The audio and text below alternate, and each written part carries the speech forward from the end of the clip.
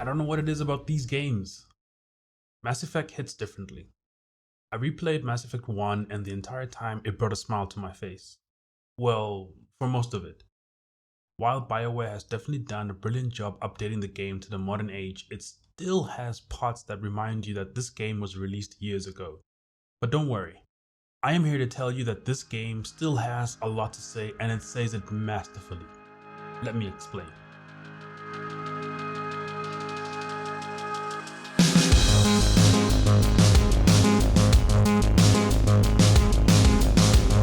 The story was, is, and will always be such a big win for me. Yes, at this point it pretty much is a tried and tested formula. Basically, nothing is as it seems. The world is actually bigger than you thought and your world is way smaller. We've seen it all before. Dark City, The Matrix, Advent Rising. Remember that game? Anyone? So quite true, the story is recycled from previous games and movies, but it really is still a great story. What completes this picture for me is how BioWare presents the story to you as the player. It is layers upon layers of story content. You start in the Normandy, you move on to Eden Prime, beautifully remastered, and then they top it off by introducing the Citadel. With such high production value, you cannot help sitting back and watching the first hour unfold with a bucket of popcorn and an ice cold slushie.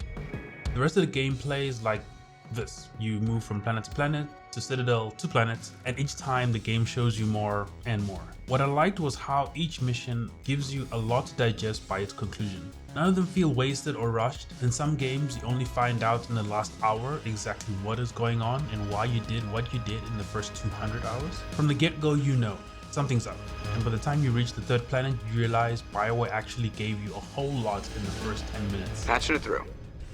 Commander, I'm glad you were in the area. We've got an emergency situation and you're the only one I can trust to get the job done. When the story wraps up and the dust settles, you can feel there was so much left on the table. So much more content BioWare wanted to add, but left it for the sequels. I love the story. I have probably played this game at least 3 times, excluding this last playthrough in the Legendary Edition. Still hits the same.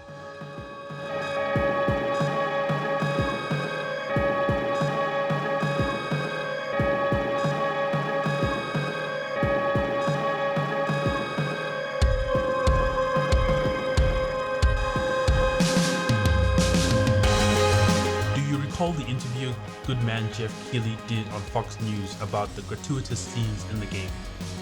What he said was, and I paraphrase, "It is not a simple choice. It is through the evolution of relationships with characters and the fact that this game has incredible artificial intelligence and you can actually fall in love in this game. It is just like modeling your life, and I think that is a much more powerful form of music." I played Male Shepherd and Liara Sony since the moment I met her, trapped in that stasis field. That was it for me. I was down for the count. Garrus is good people. Cool dude. I really like hanging out with him for sure. You okay? What happened to you? Listen, this thing I'm in is a Prothean security device. I cannot move, so I need you to get me out of it, alright? Rex is like that kid in primary school, the biggest, scariest kid in the schoolyard, who hangs out with you and you don't know why. He's cool, you have things to say to each other, but he still kind of scares you. Really? Saren created a cure for my people. You want to destroy it. The entire team has so much depth, so much to know, and each time you check in on them after a main mission they reveal so much more. Ashley is such a complex character, and if you choose, you can expand your relationship with her. By the end of it, it really feels like you have a connection with each character, wading through the layers and finding something you like. Good job, BioWare. I would like to give a special shout out to the big baddie in the game. Not that baddie, the big baddie. To give depth to villains, the writers would tend to have them go through the motions. Start off evil and then find the way back to the proverbial light side. Not this guy. You are insignificant to him and he does not skip a beat in reminding you of that fact all the way to the credits. This is why Thanos and Killmonger rank high amongst the top villains in the MCU. They know what's up, and no amount of stabbing or snapping is going to change that. Respect.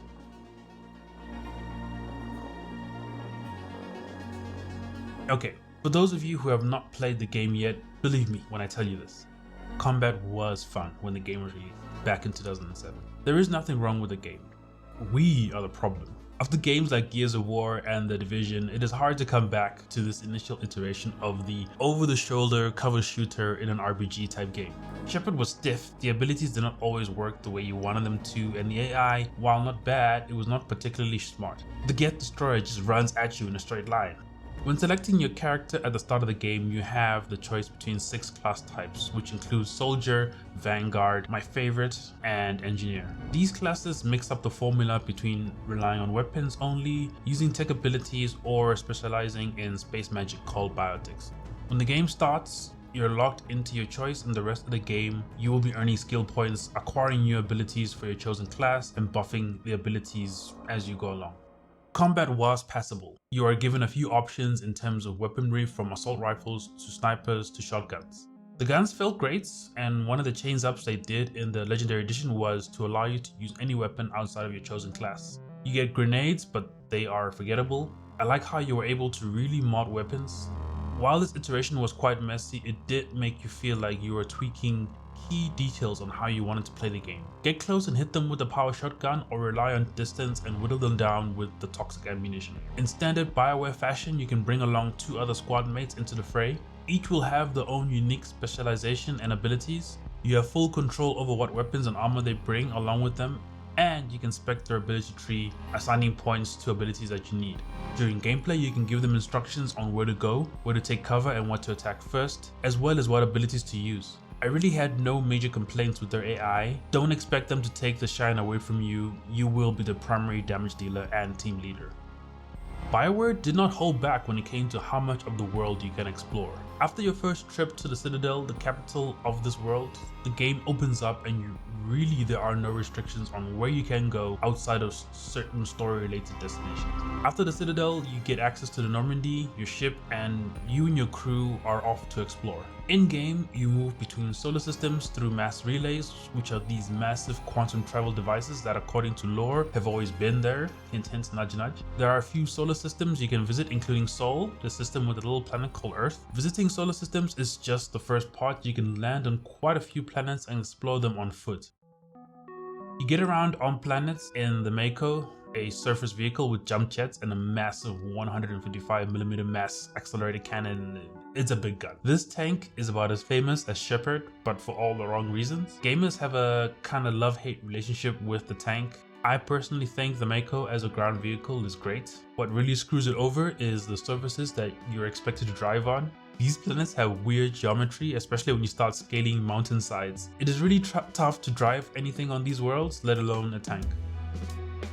There are plenty of side missions that lead you to these planets. However, there is not much variety when it comes to the bunkers the missions take you to. I counted maybe 3 different bunkers and interiors. The planets themselves are not too different. Yeah, the skybox and terrain are slightly different, but the overall feel and structure, same. Outside of specific side missions, planets are the main way you will be farming resources and materials. There are ore deposits around the planets which you can claim, but all they really give you is credits, cash money, and experience. Valuable for sure, but there is no crafting system in the game, and so yeah, it is just progression. Really, the main issue I have with the world, especially the side content stuff, is how much space there is relative to what you can do in them. A lot of extra space that could be trimmed down quite a bit. However, the worlds and areas you visit for the main missions really are quite stellar. The Citadel is such a highlight. Noveria, Vermeer, really cool looking maps distinct from each other. I really think once they focused and honed in on the story they wanted to tell, they nailed the environment around it. This is something they doubled down in on Mass Effect 2, but spoilers for part 2. When I first played this game, it was everything I could ever want from an intergalactic adventure and more. I could not fault it. It tickled all my space fantasies, and that feeling was repeated 2 times over in each playthrough. This time around, nostalgia did some, but not all of the heavy lifting. The music in the main menu really took me back, and I felt like a kid again playing this game.